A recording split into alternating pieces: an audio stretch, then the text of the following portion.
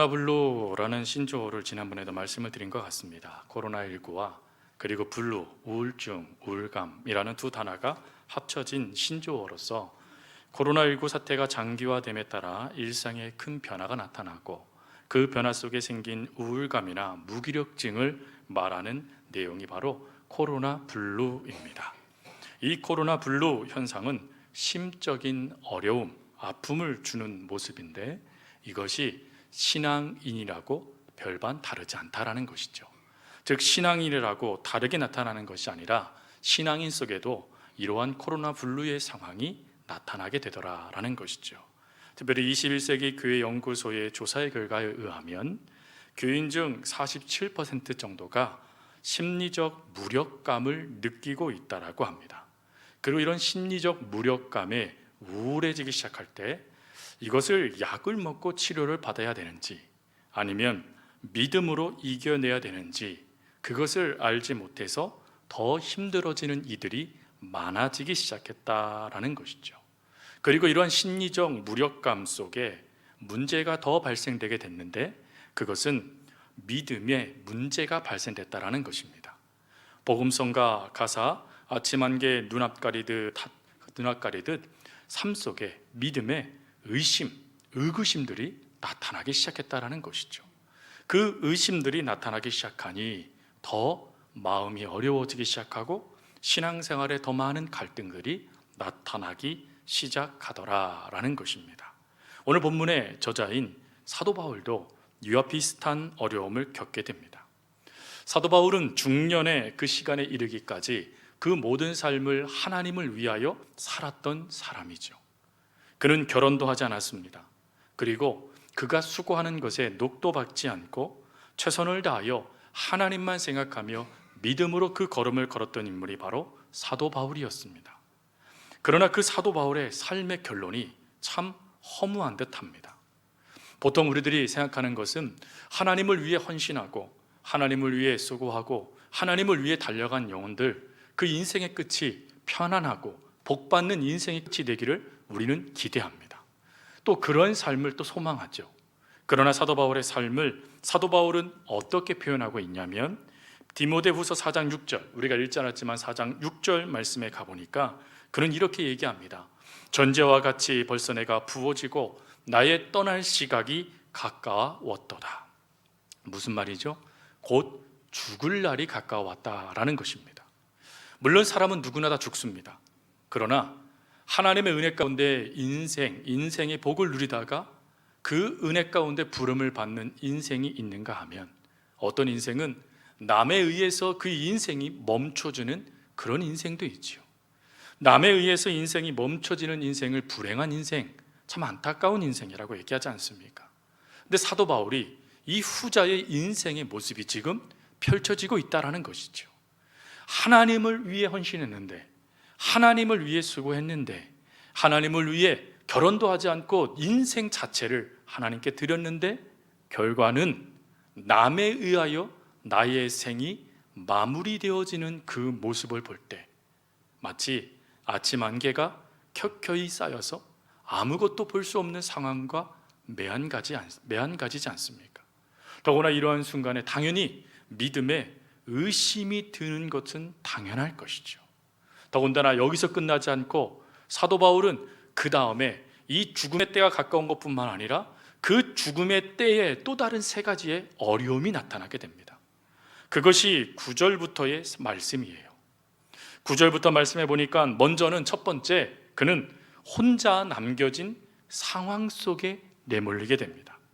9절부터 12절 말씀해 보니까 사도 바울은 디모데에게 내게 속히 오너라 라고 말하며 이렇게 말합니다. 데마는 세상을 사랑하여 나를 버리고 데살로니가로 갔고 그레스게는 갈라디아로 디도는 달마디아로 갔다. 여기서 이 그레스게와 디모데는 주의 사역을 위해서 떠난 걸 말하는 것입니다. 즉 세상을 사랑하여 떠난 이도 있고 주의 사명을 감당하기 위해서 떠나간 이도 있다라는 것이죠.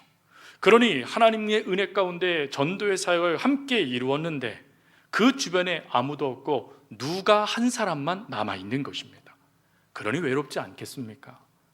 하나님을 위해 열심히 달려갔는데 그 끝에 그래도 믿음의 동역자들이 함께 있어서 위로해주고 격려해주고 손 잡아주며 함께 움직이면 그나마 위로가 될 것 같은데 아무도 없는 거예요.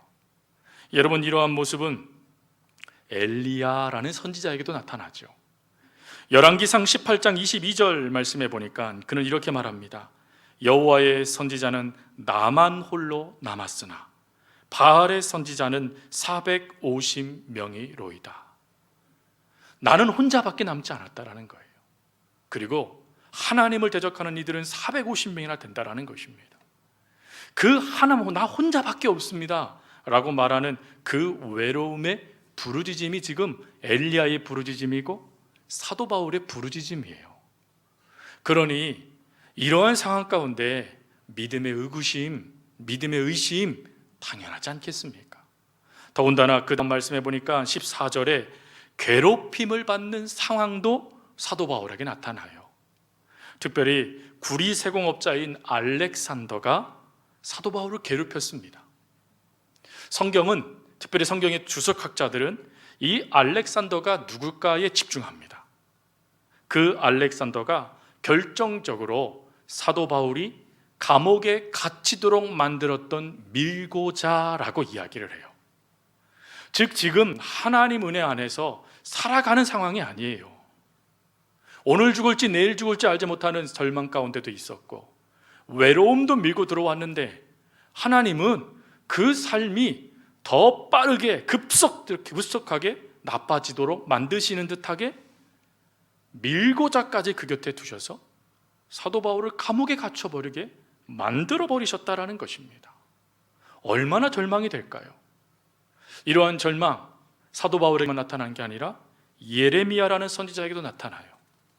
여러분, 예레미야 선지자는 하나님의 말씀에 따라 이스라엘 백성들에게 빨리 하나님께로 돌아와라, 바벨론에게 대적하지 말고 그들에게 항복해라 라고 말하며 하나님의 뜻을 끊임없이 증거했지요. 근데 그 하나님의 뜻을 증거한 결과가 무엇입니까? 사도 바울과 동일한 사건들이 나타나요. 에레미야서 20장 10절 말씀에 보니 이렇게 되어 있습니다. 나는 무리의 비방과 사방이 두려워함을 들었나이다. 그들이 이르기를 고소하라, 우리도 고소하리라 하오며 내 친한 벗도 다 내가 실족하기를 기다리며 그가 혹시 유혹을 받게 되면 우리가 그를 이기어 우리의 원수를 갚자 하나이다. 친구조차도 자신을 고소하는 거예요. 친구뿐입니까? 아니죠. 예레미야서를 읽어보면 가족들도 예레미야를 버려요. 여러분, 하나님의 말씀을 증거한 것밖에 없거든요. 하나님의 뜻에 따라 기름 부음 받아 그 하나님의 말씀을 가감없이 전한 것밖에 없어요. 그런데 내 주변에 있는 사람들이 하나같이 사도 바울처럼 고소하고 그리고 우리가 원수 갚자라고 하며 오히려 칼을 들이미는 상황. 여러분, 이런 절망적인 상황에 당연히 예레미야가 울 수밖에 없지 않겠습니까?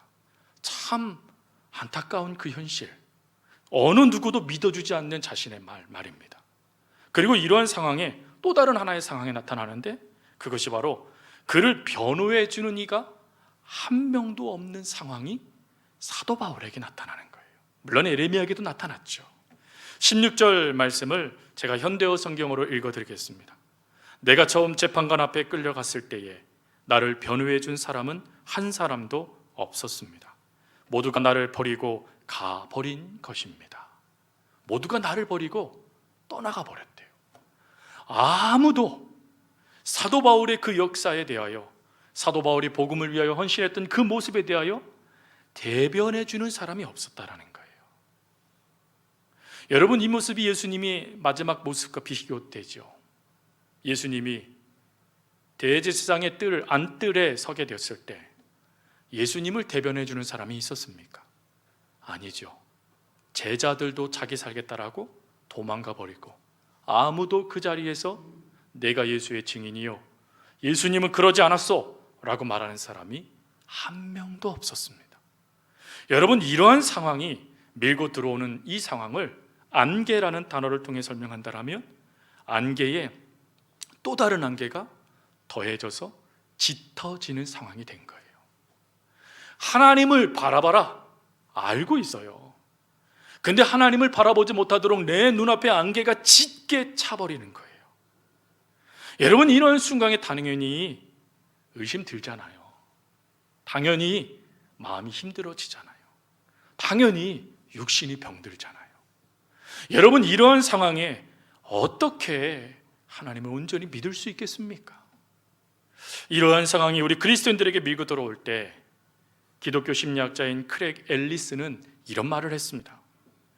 이러한 힘든 상황과 믿음조차도 의심이 드는 안개와 같은 상황이 펼쳐질 때 우리는 하나님으로부터 버림받았다라고 느낀다라고 말이죠.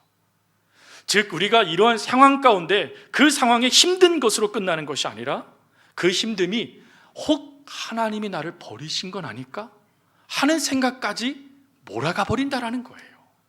여러분, 이러한 상황 가운데 지금 내몰린 사람이 지금 바로 사도 바울이에요. 그러니 그가 얼마나 힘들었을까요? 물론 오늘 이 말씀을 듣는 성도들 가운데서 이런 상황까지 내몰린 성도님들도 계실 거예요. 참 많이 힘드실 것 같습니다. 여러분, 이런 상황 속에 오늘 우리가 집중해야 될 것은 사도 바울이 이런 상황 속에 어떤 반응을 보이고 있느냐 하는 것을 집중하셔야 돼요. 즉, 아침 안개와 같이 켜켜이 우리의 눈을 싸매어 아무것도 바라보지 못하게 만들고 믿음의 어떤 반응도 하지 못하도록 만드는 이런 상황 속에 사도 바울은 지금 어떻게 이러한 상황 속에 반응하고 있을까? 이걸 우리가 살피는 거예요. 오늘 그 반응이 오늘 우리가 함께 읽은 본문 속에 두 가지로 나타나게 돼요. 특별히 그 두 반응을 한 가지로 먼저 요약한다면 사도 바울은 이러한 순간에 뭐라고 말하고 있냐면 나는 기뻐한다 라고 말하고 있어요. 즉, 그 모든 상황에 매몰될 수밖에 없어요. 늪에 빠진 사람처럼 완전히 빠져들어가 그 삶이요 허망함으로 끝낼 수밖에 없는 상황이에요. 그런데 그 순간에 사도 바울이 뭐라고 말하냐면 아니라는 거예요. 나는 지금 기쁘다는 거예요. 나는 지금 상황 때문에 힘든 것이 아니고 외로움 때문에 힘든 것이 아니라는 거예요. 자신은 지금 오히려 그 하나님의 일을 마지막 순간에도 감당하고 있기에 그것만으로도 나는 기쁘다라고 말하며 기쁨이라는 것을 이야기해 줘요. 특별히 2차 때 감옥에 갇히는 이 상황 속에 쓰여진 편지 중에 하나가 빌립보서입니다. 여러분, 빌립보서를 우리가 뭐라고 얘기하죠? 기쁨의 서신이라고 얘기해요. 그러면 사도 바울이 기뻐할 수 있는 이유를 알아야 되는 거죠. 사도 바울이 도대체 어떠한 기쁨이 그에게 밀고 들어왔기에 이러한 안개와 같은 상황이 다양한 모습으로 그에게 다가왔는데도 불구하고 기뻐할 수 있을까? 우리가 이것을 안다라면 저와 여러분의 인생 가운데도요 다양한 안개와 같은 모습들이 다가오잖아요. 여러분, 어느 누구도 그 안개를 피할 수 있는 사람은 없어요. 그러나 그 안개가 사라져 하나님의 은혜의 역사를 누릴 수 있는 태양빛, 그 역사가 비춰지는 그 비밀을 우리가 안다라면 우리도 사도 바울처럼 기뻐하고 또한 기뻐하노라 라고 말할 수 있지 않겠습니까? 오늘 그 두 가지 오늘 본문을 통하여 주어지는 하나님의 은혜예요. 그 첫 번째는 무엇이냐? 하나님이 나와 함께 하시는 사랑 때문이다 라는 것입니다. 오늘 17절 말씀에 보니까 사도 바울은 이렇게 말을 해요. 주께서 내 곁에 서서라고 말이죠. 여기서 이 내 곁에 서다라는 이 단어가 헬라어로 파레스테라는 단어예요. 이 파레스테라는 단어는 단지 서는 것, 옆에 이렇게 서 주시는 것, 그걸 말하는 게 아니에요. 이 단어의 의미는 돕기 위하여 서다라는 뜻을 갖고 있습니다. 즉, 예수님께서 사도 바울을 돕기 위하여 자신 곁에 서 주신 그 은혜를 사도 바울이 경험했기 때문인 것입니다. 여러분, 이렇게 하나님께서 자신 곁에 설 때의 그 은혜를 사도 바울은 사도행전 27장에 분명하게 고백하고 있어요. 특별히 사도 바울이 예루살렘에서 잡혀서 로마로 압송당하게 될 때 여러분, 사도 바울의 그 배가 풍랑을 만나게 되죠. 유라 굴라라는 광풍을 만나게 됩니다. 그 광풍을 만나게 됐을 때 성경은 이렇게 말합니다. 그들이 거반 죽게 되었더라. 거반이라는 이 단어가 봤더니요, 퍼센테이지로 따지니까 90% 이상을 뜻하는 단어더라고요. 그러니까 희망이 아예 사라진 걸 말하는 겁니다. 여러분, 이러한 희망의 역사가 사라지게 되어지자 이젠 절망하게 되지 않습니까? 근데 그 절망의 순간에 하나님께서 사도 바울에게 천사를 보내세요. 그 천사를 보내셔서 말씀하신 사건을 사도 바울이 깨닫고 그 배에 탄 사람들에게 말해준 말씀이 기록된 게 사도행전 27장 23절부터 26절입니다. 23절부터 26절에 사도 바울이 이렇게 말을 해요. 내가 속한 바 곧 내가 섬기는 하나님의 사자가 어젯밤에 내 곁에 서서 말하되, 여기서 이 서다라는 이 단어도 똑같이 사도 바울이 조금 전에 이야기했던 그 서다와 같은 단어예요. 돕기 위하여 서다. 하나님께 돕기 위해 지금 천사를 통해 내 곁에 섰다는 거예요. 그리고 뭐라고 말합니까? 바울아, 두려워하지 말라. 내가 가이사 앞에 서야겠고 또 하나님께서 너와 함께 항해하는 자들을 다 내게 주셨다 하였으니, 하나님이 말씀해 주셨다라는 거예요. 그랬더니 그 중요한 말씀, 그러므로 여러분이요 안심하라. 나는 네게 말씀하신 그대로 되리라고 뭐 한대요? 하나님을 믿노라. 그렇게 될 거라고 믿는다는 거예요. 그러면서 이렇게 말하죠. 그런즉 우리가 반드시 한 섬에 걸리리라. 그 말한 대로 어떻게 됐을까요? 44절 말씀에 가보니까 그 남은 사람들을 널조가 곧 배 물건을 의지하여 나가게 하니 마침내 사람들이 다 상륙하여 구조되니라. 여러분, 이 놀라우신 하나님의 은혜를 사도 바울이 경험한 거예요. 나를 위해 돕기 위해 오시는 하나님은 나만 돕는 게 아니라 나를 돕게 오신 하나님이 다른 이들도 도와주시는 역사를 하나님의 은혜 가운데 더하시더라는 거예요. 그 은혜를 경험하니까 사도 바울이요, 나는 기뻐한다라고 말하는 거예요. 그러면 또 우리가 질문할 수 있는 게 하나가 있어요. 그러면 하나님께서 왜 돕기 위하여 오신 겁니까? 라고 말이죠. 사역 때문일까요? 사도 바울은 그 이유를 로마서 8장 35절부터 37절에 뭐라고 이야기하냐면, 그 말씀해 보니까요, 누가 우리를 그리스도의 사랑에서 끊으리요. 그리고 마지막 절, 화면을 띄워주세요. 마지막 절에 뭐라고 되어 있냐면 하나님의 사랑에서 끊을 수 없느니라. 즉 사도 바울을 하나님께서 돕기 위해 오신 이유가 있대요. 그 이유가 뭐죠? 사랑하셨기 때문이라는 거예요. 자, 그러면 여러분들에게 질문을 드려요. 하나님은 여러분들을 사랑하십니까? 사랑하지 않으십니까? 사랑하시죠. 사랑하시되 죽기까지 사랑하셨대요. 그러면 그 하나님께서 여러분 곁에 여러분들을 도와주시기 위해서 오셨다라는 것, 지금도 오시고 계신다는 것을 믿으십니까? 믿으십시오. 여러분, 이 믿음으로 일어선 인물이 또 있죠. 그가 다윗입니다. 다윗이 겪은 고난을요, 다윗은 어떻게 그 고난을 이야기하냐면 시편 55편 4절부터 6절 말씀에 보니까 이렇게 고백해요. 내 마음이 내 속에 심히 아파하며 사망의 위험이 내게 이르렀도다. 두려움과 떨림이 내게 이르고 공포가 나를 덮었도다.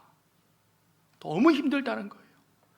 마음도 무너질 것 같고 신앙도 놓칠 것 같다라는 거예요. 이러한 상황에 다윗이 지금 내몰렸어요. 사실 다윗이 왕이 되고 싶었습니까? 아니요. 하나님이 일방적으로 사무엘 선지자를 통해서 기름 부으신 거잖아요. 하나님이 하신 거잖아요. 그리고 하나님을 향한 의의 분을 갖고 다윗이 반응한 것뿐이에요. 나는 만군의 여호와 이름으로 네게 가노라 라고 말하며 그 하나님을 드러냈더니 하나님이 조약돌, 물맷돌, 그 작은 돌멩이로 그 큰 용사 골리앗을 무너뜨려 이스라엘을 구원해 주신 거예요. 하나님이 하신 거예요.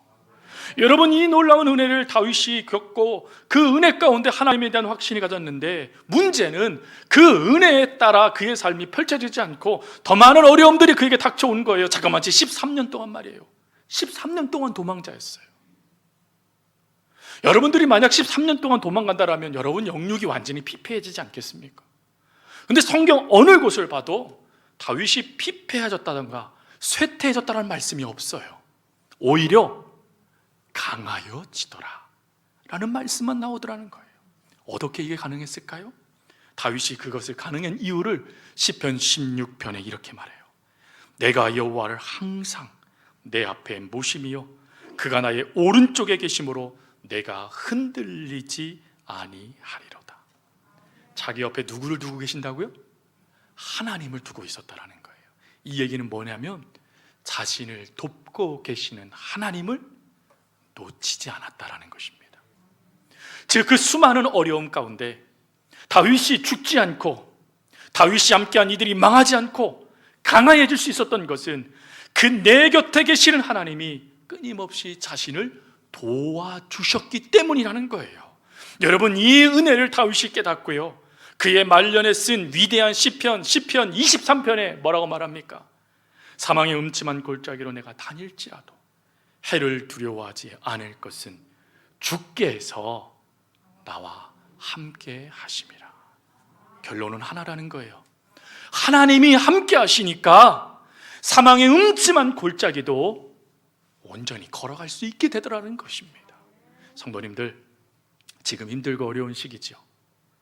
청년들도 힘든 것이 아니라 이 땅을 살아가는 모든 세대가 힘들어요. 지금 그 힘든 세대에 그 아픔도 힘든데 신앙적인 도전도 받는 시대가 됐잖아요. 지금 여러분, 우리가 함께 모여서 예배드리지 못하는 안타까운 현실, 그리고 편안하게 하나님께 예배하고 찬양하고 교제하고 성도의 교제를 통하여서 하나님의 사랑을 나누었던 역사들도 이루지 못하는 그 안타까운 현실 속에 점점점 우리의 신앙이 위축되고 있어요.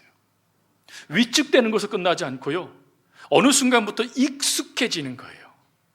하나님께 나아가지 않아도 괜찮은 거예요. 성도들과 교제하지 않아도 괜찮은 거예요. 점점점요, 나 중심으로 모든 세력, 모든 중간의 관계들이 끊어지고 나만 혼자 남는 고립된 삶과 같은 상황들이 펼쳐지고 있는데 그 상황을 제대로 인식하지 못하는 거예요. 그러니 점점점 신앙인 바닥을 치기 시작합니다. 예전에는 하나님께 예배드리러 올 때, 아니 방송으로 예배드릴 때에도요, 깨끗한 복장을 입고 주일날 예배드리듯이 그렇게 움직였는데 어느 순간에는 씻지도 않아요. 어느 순간에 좀 늦게 들어가요. 어느 순간에 급하다고 꺼버려요. 아이, 나중에 예배드리면 되지 생각도 들어요. 끊임없이요, 우리 속에 우리가 인식하지 못하는 어려움들이, 우리도 인식하지 못하는 늪과 같은 상황들이요, 우리를 지금 잠식시키고 있는 거예요. 근데 우리가 이걸 인식하지 못해요. 그 어려움 속에 있으면서도 알지 못해요. 근데 그때에 사도 바울과 다윗이 우리에게 주는 도전은 뭐냐면, 그런 상황 속에 너의 옆에서 너를 도와주시는 그 하나님을 붙잡으라는 거예요. 여러분, 하나님을 붙잡으면, 그 하나님을 붙잡는 우리의 손은 보잘것없어도 우리의 손을 붙잡아 주시는 하나님의 역사는 강하세요. 그 강함이 다윗을 일으켜 주셨고, 그 강함이요, 사도 바울의 그 안개와 같은 상황을 벗어나는 태양빛이 되어 주셨다라는 것입니다. 오늘 그 은혜를 하나님이 저와 여러분도 느끼기를 원하십니다. 누리기를 원하세요. 기억하세요. 하나님이 여러분들을 사랑하시기에 오늘도 여러분들을 도와주시기 위해서 여러분 곁에 계십니다. 그러니 그 하나님 사랑 안에서 일어서시기 바랍니다. 그리고 두 번째 은혜는 뭐냐? 힘의 근원이신 하나님 때문이라는 거예요. 힘의 근원, 능력 주시는 하나님 때문에 사도 바울이 일어설 수 있었다라는 것입니다. 17절 말씀을 다시 한번 보면, 주께서 내 곁에 서서 나에게 무엇을 주셨대요? 힘을 주심으로 라고 되어져 있죠. 여러분, 여기서 말하는 힘이라는 이거, 힘을 주시다라는 이 단어가 헬라어로 에네디나무센이라는 단어예요. 이 단어의 뜻은 능력을 부어주다라는 뜻이에요. 근데 이 부어주다라는 이 뜻이요, 한 번 부어주는 것을 말하는 게 아니에요. 끊임없이 부어주시는 걸 말하는 것입니다. 즉, 하나님의 능력은 한 번 여러분들에게 부어주고 끝, 땡 하시는 게 아니라는 거예요. 과거에도 하나님의 능력이 부어주고 있고, 지금도 하나님의 능력이 부어주고 있으며, 앞으로도 하나님의 능력이 저와 여러분 삶 가운데 부어질 거라는 것입니다. 여러분, 이 부어지는 역사가 얼마나 큰 은혜가 되는지 사도 바울이 그 다음에 설명을 합니다. 사실 사도 바울이요, 얼마나 큰 어려움을 당했어요. 그가 이방인의 사도가 되겠다라고 그가 손을 들었나요? 하나님 제가 하겠습니다 라고 하며 그 결단했나요? 아니요. 하나님이 다메섹에서 일방적으로 다윗을 부르셨어요. 그리고 이방인의 사도로 세우셨어요. 그런데요, 그의 삶에 익숙한 단어, 고난, 매맞음, 굶주림, 갇힘, 이거 어떻게 설명하시겠습니까? 심지어 그 모든 것들이 얼마나 컸던지 그가 날마다 그 고통 가운데 굶주리고 그 아픔 가운데 허덕이는 그 상황이요, 그의 삶에 끊임없이 나타났어요. 그러다 보니까 그의 몸에 뭐가 남아요? 예수의 흔적이 남을 수밖에 없는 상황이 그에게 나타나는 거예요. 여러분, 이러한 상황 속에 당연히요 의심하고, 당연히요 하나님이 날 버리셨나 생각이 들 것 아니겠습니까? 근데 이때 사도 바울은 빌립보서 4장 10절부터 13절에 뭐라고 고백하는 줄 아십니까? 그는 이렇게 고백해요. 내가 주 안에서 크게 기뻐함은, 크게 기뻐한대요. 그러면서 이런 말을 합니다. 내 안에 싹이 나미니, 다시 싹이 나미니. 그러면서 이렇게 놀라운 고백을 하죠. 내게 능력 주시는 자 안에서 내가 모든 것을 할 수 있느니라. 여러분, 이 말씀이요 주의 깊게 들으셔야 돼요. 이 말씀을 오해해서요 우리가 자꾸 이렇게 얘기하는 거예요. 하나님 능력 주세요. 그럼 제가 뭐든가 할 수 있어요. 하나님이 능력 주시면요 저 뭐든지 감당할 수 있어요 라고 이야기를 해요. 아니요, 여러분, 능력을 주시는 이도 하나님이시고, 그 능력을 통하여 역사하시는 이도 하나님이시고, 그 능력을 통해 마침표를 찍어주시는 분도 하나님이세요.